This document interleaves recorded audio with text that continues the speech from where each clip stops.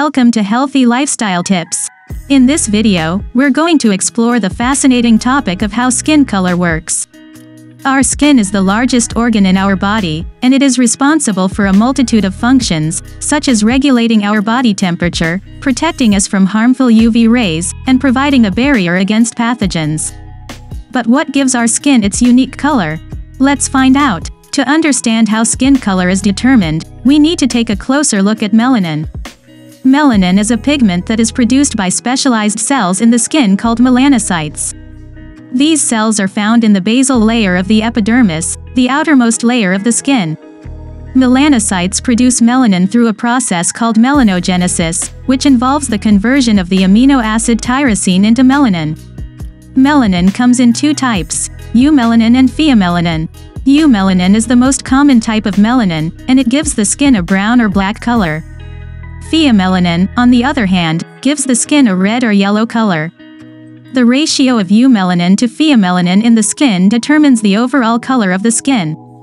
The amount and type of melanin in our skin are determined by a combination of genetic and environmental factors. The genes that control melanin production are located on multiple chromosomes, and variations in these genes can lead to differences in melanin production and skin color. Melanin production is a complex process that is regulated by various factors, including genetics, hormones, and environmental factors such as exposure to UV radiation. Genetics plays a significant role in determining our skin color. It is estimated that more than 100 genes are involved in the production, distribution, and regulation of melanin in our skin. These genes control the amount and type of melanin produced by melanocytes, which are specialized cells that produce melanin. Hormones also play a role in regulating melanin production. For example, the hormone melanocyte-stimulating hormone, MSH, stimulates melanin production in melanocytes. MSH is produced by the pituitary gland and is regulated by the hormone alpha-melanocyte-stimulating hormone, alpha-MSH.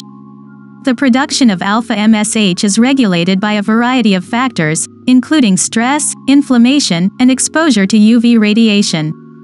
Environmental factors such as exposure to UV radiation also affect melanin production.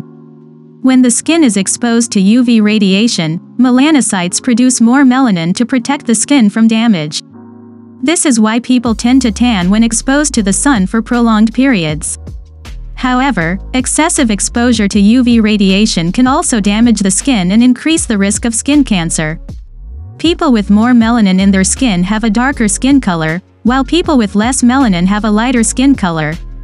This is because melanin absorbs UV radiation, which protects the skin from damage. In people with darker skin, melanin is more concentrated, which provides better protection against UV radiation. In contrast, people with lighter skin have less melanin and are more susceptible to skin damage from UV radiation. It's important to note that skin color is not an indicator of race, as there is no scientific basis for dividing people into distinct racial categories based on skin color. Race is a social construct that has been used to justify discrimination and inequality. Instead, we should celebrate the diversity of human skin colors as a reflection of our evolutionary history and adaptability to different environments. In conclusion, skin color is a complex and fascinating topic that is determined by a combination of genetics and environmental factors. Melanin, produced by melanocytes in the skin, is the pigment that gives our skin its unique color. Let's appreciate and celebrate the diversity of human skin colors, and reject any attempts to use skin color as a basis for discrimination or inequality. If you enjoyed this video, please consider subscribing to Healthy Lifestyle Tips for more informative and engaging content on health and wellness.